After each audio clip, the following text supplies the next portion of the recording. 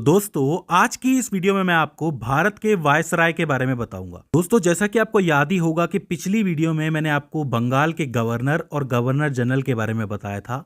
मैंने आपको उनके नाम बताए थे, उनके कार्य बताए थे, क्योंकि उनसे प्रश्न बनते हैं।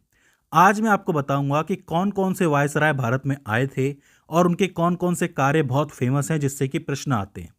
अब दोस्तों यूं तो भारत में कुल 20 वायसराय आए थे, लेकिन मैं सिर्फ वो वायसराय आपको बताऊंगा जिनसे प्रश्न बनते हैं, यानी कि तकरीबन 12 वायसराय के बारे में मैं आपको बताऊंगा। तो आपको एक एक करके उनका नाम लिखना है, उनका टाइम पीरियड लिखना है और उनके कार्य लिखने हैं जिससे कि प्रश्न बनते हैं। तो ज़्यादा देर ना करते हुए हम शुरू करते हैं। तो दोस्तों सबसे पहले तो एक बात समझो कि 1857 की जो क्रांति हुई थी उसके बाद से 1858 से वायसराय बनना शुरू हुए थे, क्योंकि 1857 की क्रांति से पहले कंपनी का राज चल रहा था। और जब ये क्रांति हुई तो ब्रिटिश सरकार ने सत्ता अपने हाथ में ले ली थी और कंपनी को घर भेज दिया था। तो 1858 से वायसराय बनना शुरू हुए थे। तो भारत के जो पहले वायसराय थे वो लॉर्ड कैनिंग थे। इनका जो कार्यकाल था वो 1856 से 62 तक चला। अब आप कहेंगे कि 1858 से वायसराय बनना शुरू हुए थे तो 1856 से इनका कार्यकाल कैसे हो सकता है? तो देखो, 1857 की क्रांति से पहले 1856 में इन्हें भारत का गवर्नर जनरल बनाया गया था। अब इसके बाद हो गई क्रांति और आ गया ताज का राज। तो फिर क्या हुआ? फिर इन्हें 1858 में वायसराय बना दिया गवर्नर जनरल से। तो आप ये कह सकते हो कि भारत के आखिरी गवर्नर जनरल जो थे वो लॉर्ड कैनिंग थे और पहले वायसराय थे वो भी लॉर्ड कैनिंग ही थे। तो ये इनके लिए प्रश्न बनता है कि पहले वायसराय और आखिरी गवर्नर जनरल भारत के कौन थे? तो आप बता सकते हो। इसके अलावा इनके कार्यकाल में एक बड़ी चीज ये हुई थी कि इन्होंने आईपीसी का निर्माण किया था। जो आईपीसी का नाम आज आप सुनते हो, धाराएं जिसके अंदर होती हैं, जिसको भारतीय दंड संहिता भी कहा जाता है, वो इन्हीं के टाइम पे तैयार की गई थी और आज तक हम इसका यूज कर रहे हैं। तो ये बहुत ही अच्छी तरीके से बनाई गई थी। ठीक है, तो आईपीसी का निर्माण हुआ था। इसके अलावा ईश्वरचंद विद्यासागर के चलते हुए आंदोलन के तहत विधवा पुनर्विवाह अधिनियम 1856 ये भी इन्हीं के राज में बनाया गया था। तो ये जो पूछ लिया जाता है कि ये जो आंदोलन हुआ था विद्यासागर जी का, इसमें जो अधिनियम बना था 1856 में, उस टाइम पे भारत के वायसराय कौन थे? तो आप कह सकते हो लॉर्ड कैनिंग। इसके अलावा इन्होंने विश्वविद्यालयों की स्थापना भी हुई थी इनके राज में। कहाँ कहाँ पे? कलकत्ता में, मद्रास में और बम्बई में, तीनों प्रेसिडेंसियों के अंदर। तो ये जो सारे पॉइंट्स हैं वो लॉर्ड कैनिंग के लिए बनते हैं कि लॉर्ड कैनिंग ने वायसराय होते हुए क्या क्या किया था। तो आप इन्हें लिख सकते हो। इसके बाद जो दूसरे इंपॉर्टेंट वायसराय हैं वो हैं लॉर्ड मेयो, जो कि 1869 से 72 के बीच में थे। अब आप कहेंगे कि गैप आ गया, 62 से सीधा 69 आ गया। तो मैं सिर्फ इंपॉर्टेंट का नाम ले रहा हूँ क्योंकि बाकी सब तो आपको याद करने की ज़रूरत नहीं है। तो लॉर्ड मेयो आए थे 1869 में और 72 तक रहे थे।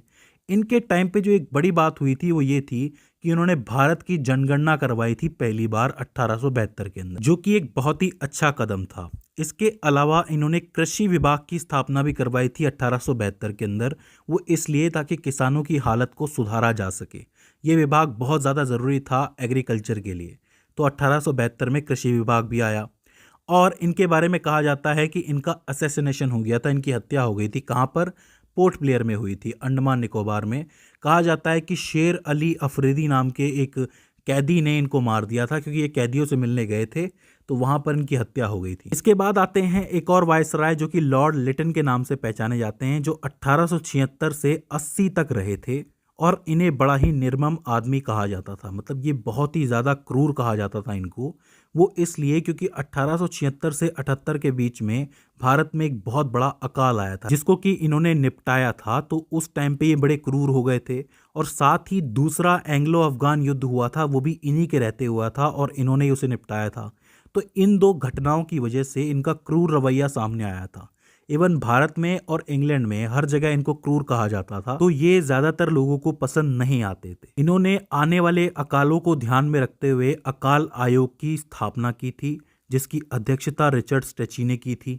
इसके अलावा इन्होंने एक बुरा काम यह किया था कि इन्होंने वर्नाक्यूलर प्रेस एक्ट 1878 लागू किया था। इसमें इन्हें करना यह था कि जो भी लेख लिखे जा रहे हैं अंग्रेजों के खिलाफ उसको रोकना है, इसलिए भारतीय समाचार पत्रों पर रोक लगाई जाए। तो ये वर्नाक्यूलर प्रेस एक्ट आया था 1878 में, जो कि काफ़ी बुरा था। इसके अलावा ये भारतीय शस्त्र अधिनियम 1878 भी लेके आए थे। इसके तहत किसी भी तरीके का हथियार जो किसी भारतीय के घर में मिलता है, अगर उसके पास लाइसेंस नहीं है तो वो गैर कानूनी है, वो उसको रख नहीं सकता, वो उसे बेच नहीं सकता। अगर वो ऐसा करता है तो उस पर जुर्माना लगेगा या फिर उसको जेल में डाल दिया जाएगा।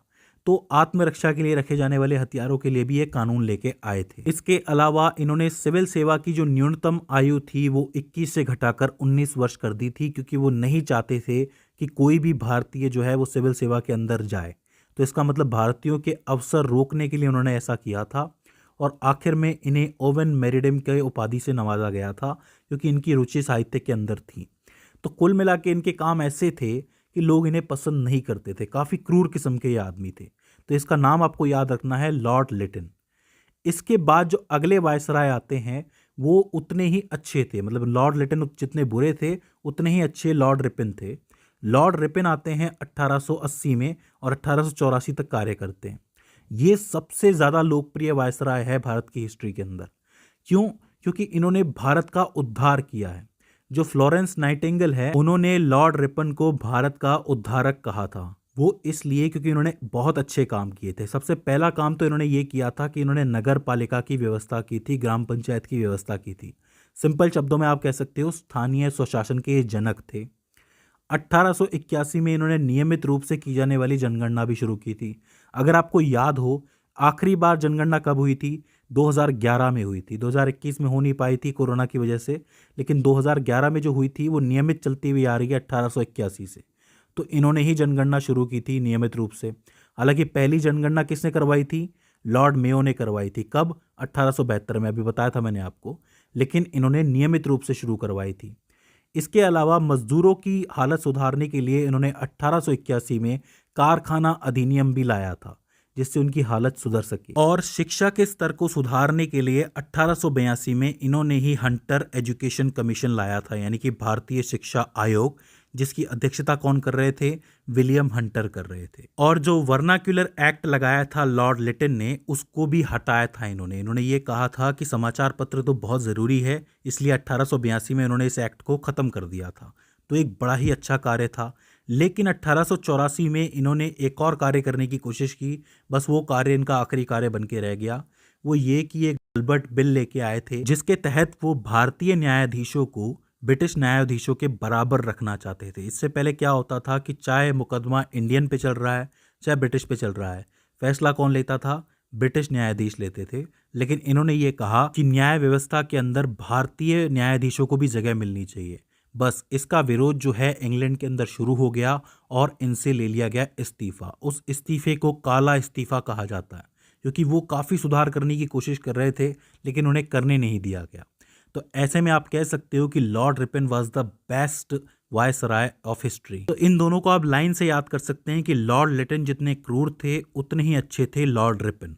तो लिटन और रिपन साथ में आप याद कर सकते हो। इसके बाद नंबर पे आते हैं लॉर्ड कर्जन, जो कि 1899 से बने थे और 1905 तक बने थे। अब इनका नाम आपको याद आ गया होगा कि कर्जन, यानी कि बंगाल विभाजन। इन्होंने 1905 में बंगाल का विभाजन किया था, जिसका विरोध भी हुआ था। रविंद्रनाथ टैगोर ने गाना भी लिखा था, अमार सोनार बांग्ला, आपको याद होगा। ठीक है, तो सबसे ज़्यादा नापसंद किए जाने वाले वायसराय बने थे उस टाइम पे ये, कि उन्होंने बंगाल को तोड़ दिया था। लेकिन इनके टाइम पे एक चीज़ और हुई थी जिससे सवाल पूछा जाता है कि 1904 में भारतीय विश्वविद्यालय अधिनियम इन्हीं के टाइम पे पार हुआ था, मतलब पारित जो हुआ था वो इन्हीं के टाइम पे हुआ था। तो पूछा जाता है कि भारतीय विश्वविद्यालय अधिनियम कब पारित हुआ था? तो 1904 में। किसके टाइम पे हुआ था? तो लॉर्ड कर्जन के टाइम पे हुआ था। ठीक है, इसके बाद आते हैं लॉर्ड मिंटो सेकंड। इनका नाम आपने सुना होगा। 1905 से 1910 तक ये भारत में रहे थे। इन्होंने फूट डालो और राज करो की जो रीत है उसको अच्छी तरीके से अपनाया था। अब आप कहेंगे वो कैसे? इनके टाइम पे काम ही ऐसे ऐसे हुए थे। उनके टाइम पे 1906 में सलीमुल्लाह, जो कि ढाका के नवाब थे, और आगा खान थर्ड के नेतृत्व में मुस्लिम लीग बनाई गई थी। इनका काम ये था कि मुसलमानों को अलग करना है। तो कहीं ना कहीं इन्होंने मुस्लिम और हिंदुओं के बीच में यहीं से फूट डालना शुरू कर दिया था। इसके अलावा 1907 में इन्हीं के टाइम पे कांग्रेस का भी विभाजन हुआ था, आपको याद होगा। नरम दल और गरम दल। गरम दल के अंदर कौन कौन थे? लाल बाल पाल, यानी कि लाला लाजपत राय, बाल गंगाधर तिलक और बिपिन चंद्र पाल। तो इसका मतलब ये लोग थे। और 1909 में मार्ले मिंटो सुधार भी इन्होंने किया था। उस सुधार के तहत इन्होंने ये कहा था कि मुस्लिमों के लिए अलग से निर्वाचन की व्यवस्था होगी, पृथक निर्वाचन की व्यवस्था होगी। तो कहीं ना कहीं ये लोगों को तोड़ने का काम कर रहे थे ये वाले वायसराय। तो लॉर्ड मिंटो सेकंड का नाम आपको याद रखना है। इसके बाद आते हैं लॉर्ड हार्डिंग सेकंड, जो कि 1910 से 1916 तक रहे थे। इनके बारे में कहा जाता है कि इन्होंने बहुत सारी गलतियां सुधारी थी। जैसे कि 1911 में इन्होंने बंगाल विभाजन रद्द कर दिया था। आपको याद होगा 1905 में हुआ था, लेकिन 1911 में इसको रद्द कर दिया गया था और बंगाल को जोड़ दिया गया था। इसी के अलावा बिहार को अलग से राज्य भी बना दिया गया था। बिहार यहीं से अलग हुआ था, ठीक है। और इन्होंने 1912 में दिल्ली को राजधानी बनाया था भारत की, और 1916 में बीएचयू की स्थापना हुई थी। ये किसके नेतृत्व में हुई थी? मदन मोहन मालवीय के नेतृत्व में। लेकिन पूछा जाता है कि बीएचयू की स्थापना के वक्त कौन थे वायसराय, तो आप लिखेंगे लॉर्ड हार्डिंग सेकंड। तो इस तरीके से कुछ एक गलतियों को इन्होंने सुधारा था। तो ये हो जाते हैं 6 वायसराय। इसके बाद 7वें नंबर पे आते हैं चेम्सफोर्ड। नाम आपने सुना होगा, चेम्सफोर्ड सुधार का नाम सुना होगा आपने, जो कि 1916 से 1921 तक रहे थे। इन्हीं के टाइम पे 1916 में होम रूल आंदोलन उठा था। तब गांधी जी भारत आ चुके थे और उनसे भी कहा गया था कि आप इस आंदोलन में आकर के जुड़ें, लेकिन उस वक्त वो उस मूड में नहीं थे, ठीक है। इसके अलावा इन्हीं के टाइम पे आया था रॉलेट एक्ट 1919 में, जिसके तहत कई सारे लोगों को गिरफ्तार किया गया था। ना कोई वकील होता था, ना कोई दलील होती थी। संदेह के आधार पे जो ब्रिटिश सरकार थी वो गिरफ्तार करती थी लोगों को, और इससे नाराज़ होकर शांतिपूर्ण विरोध करने के लिए लोग जलियांवाला बाग में जमा हुए और 1919 में ही जलियांवाला बाग हत्याकांड हो गया, ठीक है। ये बहुत इंपॉर्टेंट चीज़ है, पूछी जाती है। और उसी 1919 में भारत के अंदर खिलाफत आंदोलन की भी शुरुआत हुई थी। क्यों हुई थी? क्योंकि तुर्की के खलीफा को उनके पद से हटा दिया गया था। इसीलिए शौकत अली और मोहम्मद अली, 2 भाइयों ने खिलाफत आंदोलन शुरू किया था और आगे चल के गांधी जी ने उसका नेतृत्व किया था। इसके बाद 1920 में असहयोग आंदोलन की भी शुरुआत हुई थी इन्हीं के टाइम पे। तो इनके साथ बहुत सारे पॉइंट्स जुड़े हुए हैं, तो सवाल इनसे भी काफ़ी सारे बनते हैं। इसके बाद वे वायसराय आते हैं लॉर्ड इरविन, जो कि 1926 में आते हैं और 1931 तक रहते हैं। सबसे ज़्यादा सुना हुआ नाम आपका होगा, क्योंकि इससे जुड़ा हुआ एक समझौता जिसको आप गांधी इरविन समझौता कहते हो। हालांकि वो भी बताऊंगा मैं, लेकिन इनके टाइम पे सबसे पहला काम ये हुआ था कि साइमन कमीशन भारत आया था। कब? फरवरी 1928 के अंदर।